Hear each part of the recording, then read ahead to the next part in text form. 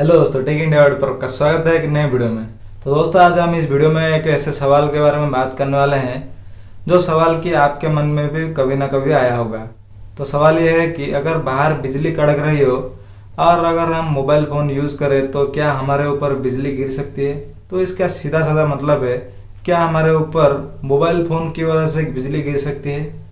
तो ऐसा सवाल आपके मन में भी कभी ना कभी आया होगा।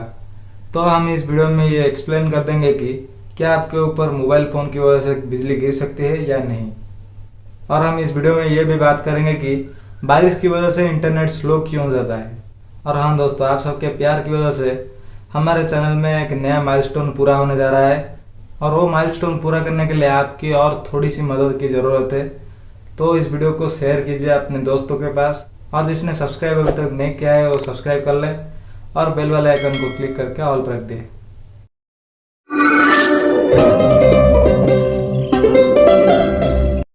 तो दोस्तों, जैसा कि आप जानते हो, बादलों के अंदर कुछ बादलों में नेगेटिव चार्ज होता है और कुछ बादलों में पॉजिटिव चार्ज होता है, जिससे ये बादल एक दूसरे की ओर आकर्षित होते हैं और जब ये टकरा जाते हैं तब बिजली का उत्पन्न होता है।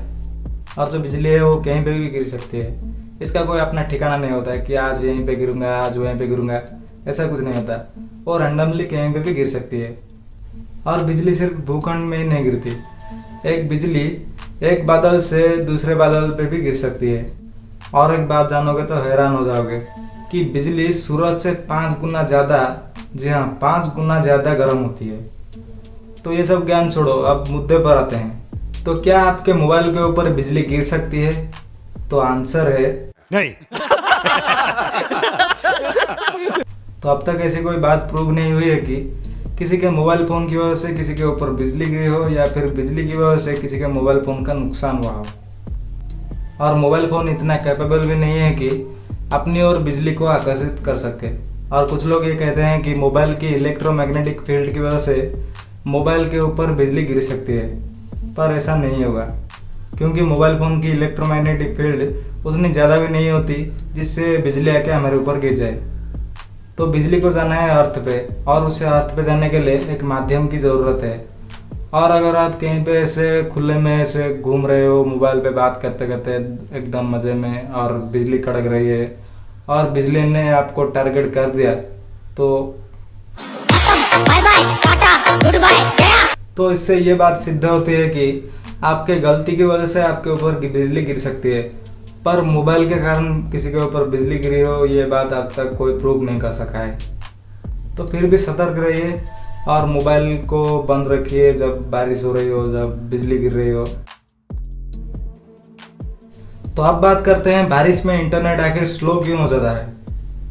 तो नॉर्मली हम 2 तरह से इंटरनेट को यूज़ करते हैं। एक है हमारे फ़ोन की वजह से, जिसमें हम एक सिम कार्ड डालते हैं जो कि जियो का हो या फिर एयरटेल का हो, उनकी टावर से हम इंटरनेट लेते हैं उनका सिम कार्ड डाल के। तो इसमें होता ये है कि जो डाटा है वो रेडियो वेव्स की मदद से टावर से आता है हमारे फ़ोन में। तो जो टावर से हमारे मोबाइल फ़ोन में जो तरंगें आती है वो खुली हवा में ट्रैवल करने के लिए बनी होती है। तो जब बारिश होती है तो वो तरंगें पानी की वजह से सही से ट्रैवल नहीं कर सकती और हमारे फ़ोन में सही से नहीं आ पाती, इसलिए हमारा इंटरनेट स्लो होता है।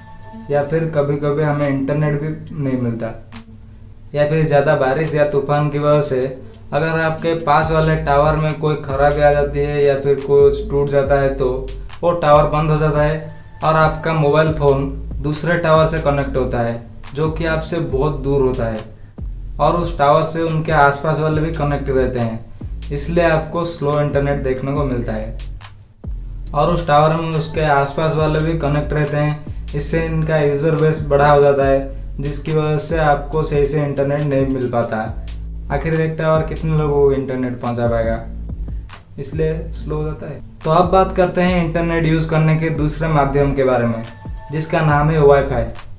तो वाईफाई में एक तरह का वाईफाई ये होता है कि हमारे छत के ऊपर एक एंटीना जैसा लगा देते हैं, उसके बाद उसमें से वायर निकाल के घर पे लाते हैं और घर पे राउटर रख के राउटर में लगा देते हैं, जिससे हम वाईफाई यूज़ करते हैं।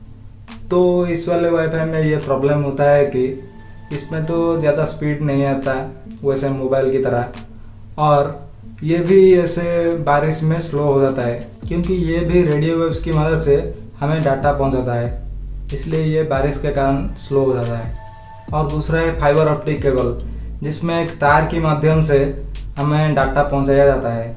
जैसा कि आप इलेक्ट्रिसिटी उनके डिपार्टमेंट से लेते हो एक वायर के थ्रू, वैसे ही फाइबर ऑप्टिक के थ्रू उनके ऑफिस से एक तार आता है और आपके घर में एक राउटर रख के, वाईफाई राउटर रख के उसमें लगाया जाता है। इसमें एक पतला सा तार होता है जिसमें लाइट की स्पीड से इंटरनेट प्रोवाइड होता है।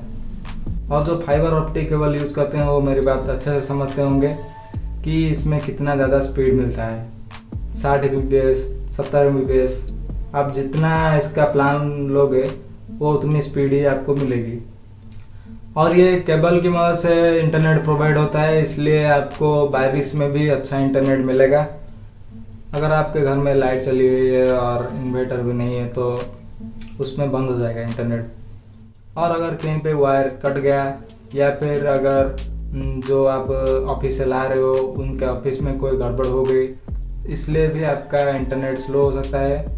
पर इसमें बहुत अच्छा इंटरनेट मिलता है फाइबर ऑप्टिक केबल की मदद से। तो इसमें मेन बात यह है कि चाहे जितना भी बारिश हो, ये आपको बेस्ट इंटरनेट स्पीड प्रोवाइड करेगा। तो दोस्तों आशा करता हूँ कि आप सब समझ गए होंगे, मैंने आपको सही से समझाया होगा। तो दोस्तों आशा करता हूँ कि आपको ये वीडियो पसंद आया होगा।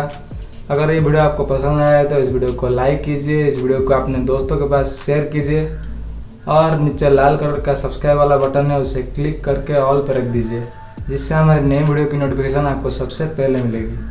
तो फिर मिलते हैं एक नए वीडियो में, तब तक के लिए जय हिंद, वंदे मातरम।